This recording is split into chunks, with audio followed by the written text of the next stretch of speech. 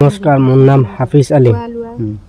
আজিৰ পৰা মই ইছলাম ধৰ্ম পৰা মই হিন্দু ধৰ্ম গ্ৰহণ কৰিছোঁ। আজিৰ পৰা ইছলাম ধৰ্ম মই ত্যাগ কৰিছোঁ। আজিৰ পৰা মোৰ নাম আজিৰ পৰা হ'ল ৰাহুল। আগতে হিন্দু আছিলোঁ, হিন্দুৰ পৰা মুছলমানৰ লগত গৈছিলোঁ, মুছলমানৰ পৰা এতিয়া আকৌ হিন্দু হৈছোঁ। কি কাৰণে? সিহঁতৰ ঘৰৰ মানুহ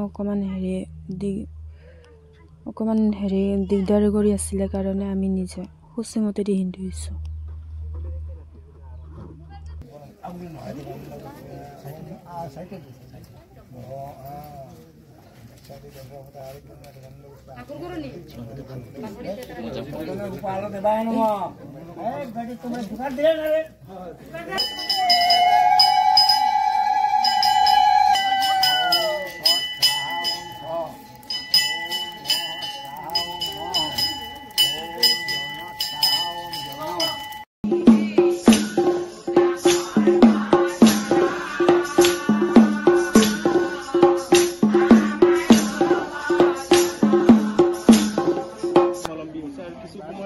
আগতে কিছু সময় পূৰ্বে দিগাৰো নৈ তেওঁলোকে গা ধুই বা স্নান কৰি যি ৰীতি নীতি আছে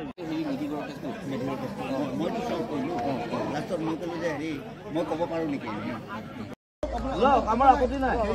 সেইখিনি তুমি নিজে কৈছে তো, তুমি নিজে কৈ দিয়া। বড়ো সমাজত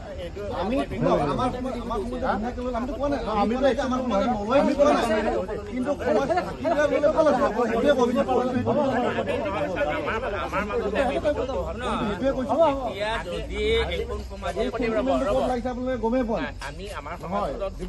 কথাটো আমিও বাচিব লাগিব।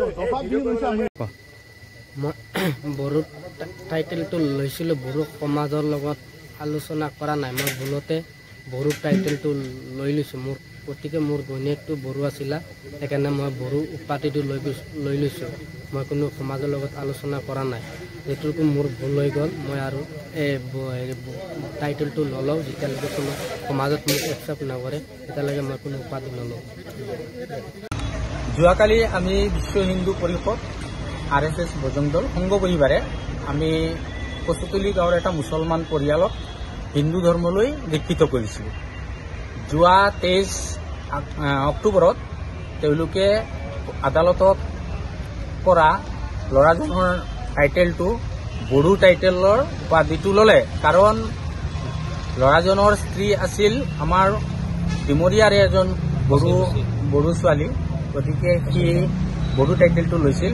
আৰু যোৱাকালি উদ্ধাৰ কাৰ্য হোৱাৰ পিছত মিডিয়াই এইটো বাতৰি প্ৰকাশ কৰিলে। তেতিয়া বড়ো সমাজৰ কিছু স্থানীয় যুৱক আহি আমাৰ লগত আলোচনা কৰিলে যে আমি কাক খুজি বড়ো টাইটেলটো দিলোঁ।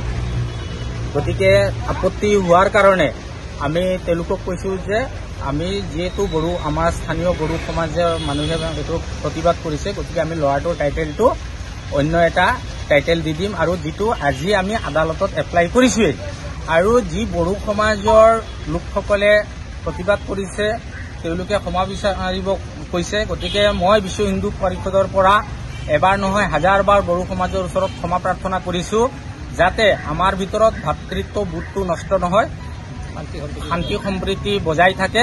সেইকাৰণে মই আমাৰ সমাজৰ শান্তি সম্প্ৰীতিৰ কাৰণে বড়ো সমাজৰ ওচৰত মই এবাৰ নহয় হাজাৰবাৰ কৰজোৰে প্ৰাৰ্থনা কৰি ক্ষমা খুজিছোঁ, যাতে ইয়াত আৰু বিশৃংখলা সৃষ্টি নহয় আৰু তেওঁলোকে মোক ক্ষমা কৰি দিয়ে যায়। ইয়াতে যাতে বিতৰ্কটো শেষ হয়, সেইকাৰণে মই বড়ো সমাজৰ ওচৰত মই প্ৰাৰ্থনা জনাইছোঁ। আৰু ল'ৰাটোক কিন্তু আমি জোৰ জবৰদস্তি কৰা নাই যে বড়ো লওক বুলি। তাক মই সুধিছিলোঁ, সুধে কৈছে মোৰ ফেমিলি যিটো বড়ো তেতিয়াহে বড়ো লওক, সেইকাৰণেহে তেখেতে এইটো কৰিছে বা আমি এইটো কোৱা নাছিলোঁ। ধন্যবাদ।